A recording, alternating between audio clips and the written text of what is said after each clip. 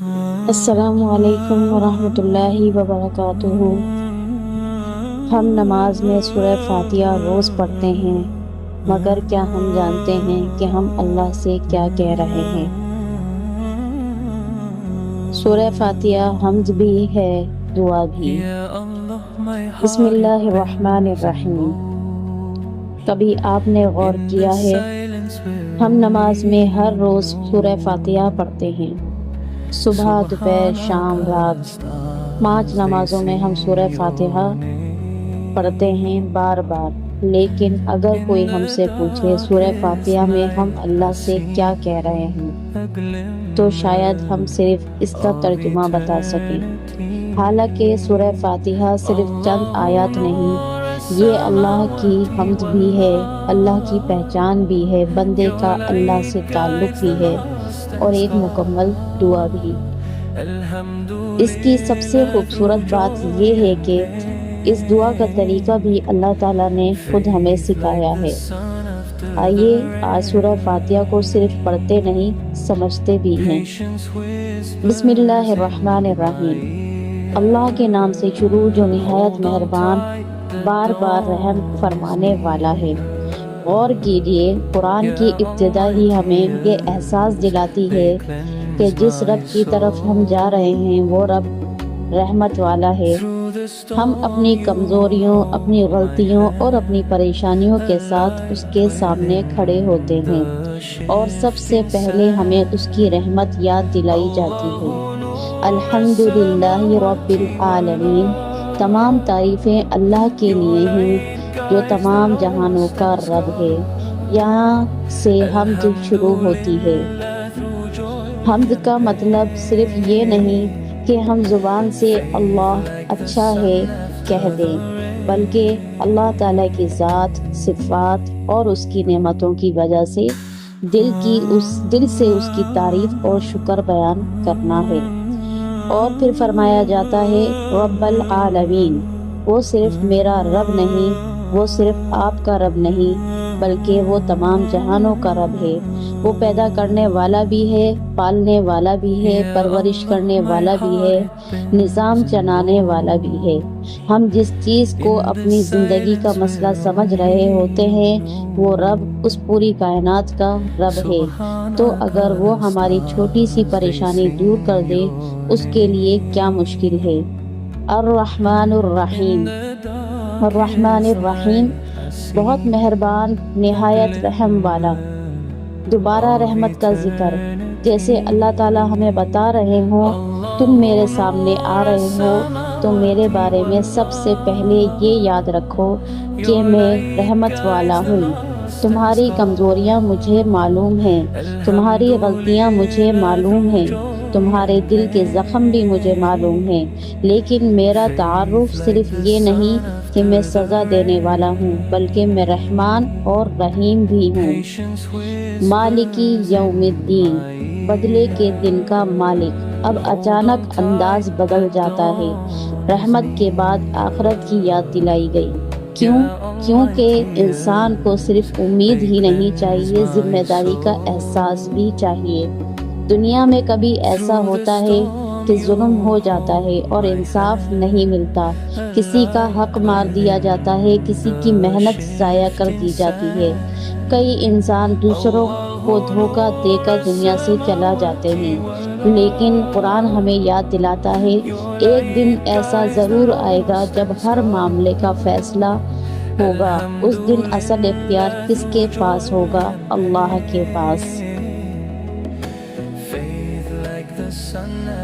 اب تک ہم اللہ کی حمد اور صفات بیان کر رہے تھے۔ اللہ کون ہے؟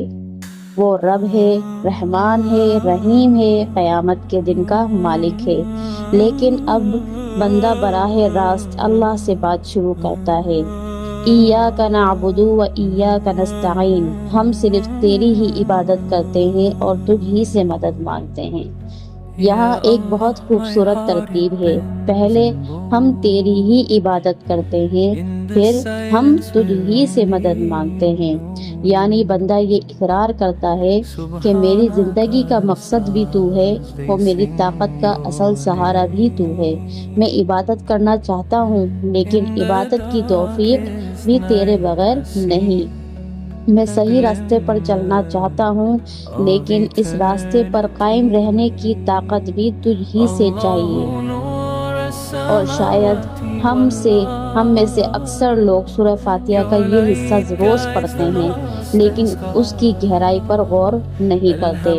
اہدنا الصراط المستقیم، اے اللہ ہمیں سیدھا راستہ دکھا۔ ذرا غور کریں، اللہ کے بندے کو سب سے بڑی ضرورت کیا بتائی گئی؟ اللہ کے بندے کو سب سے بڑی ضرورت کیا بتائی گئی؟ اہدنا الصراط المستقیم۔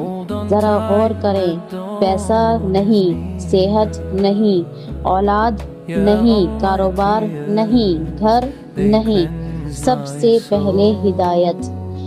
کیونکہ اگر انسان کے پاس دنیا کی ہر چیز ہو لیکن راستہ غلط ہو تو وہ سب کچھ پا کر بھی خسارے میں ہو سکتا ہے۔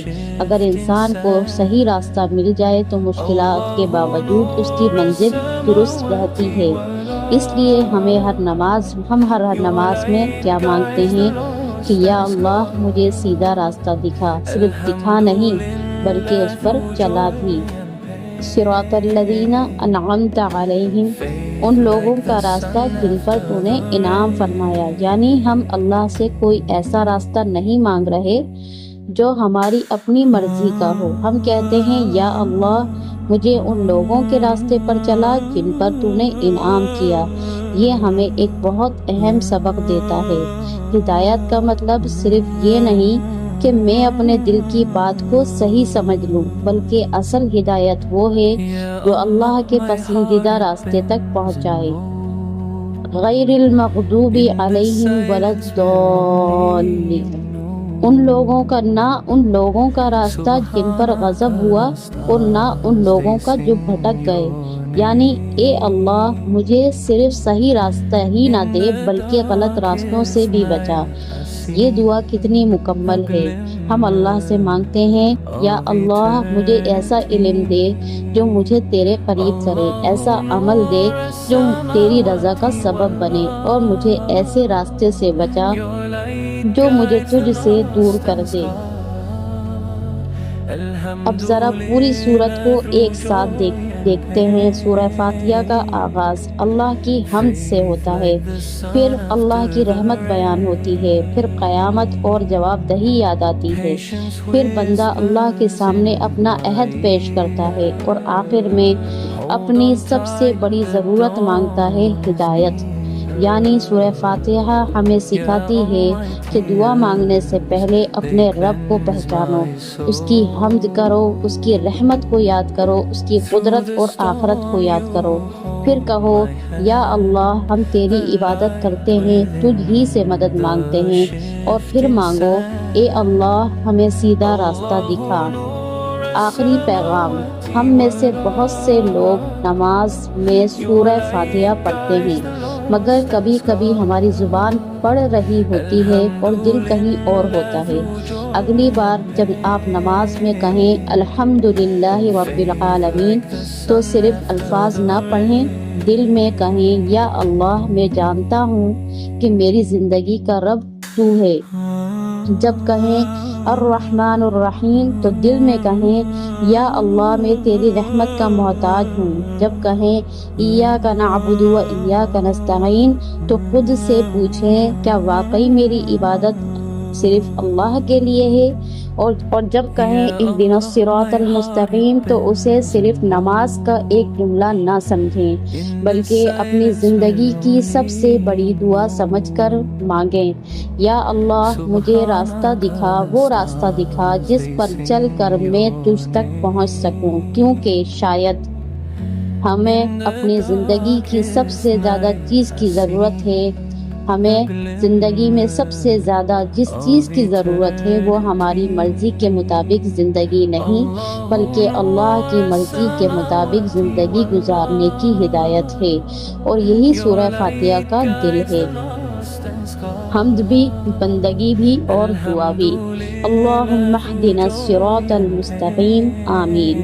ویڈیو پسند آئے تو چینل کو سبسکرائب کیجیے، لائک کیجیے اور شیئر کیجیے۔ نیکسٹ ویڈیو تک کے لیے اللہ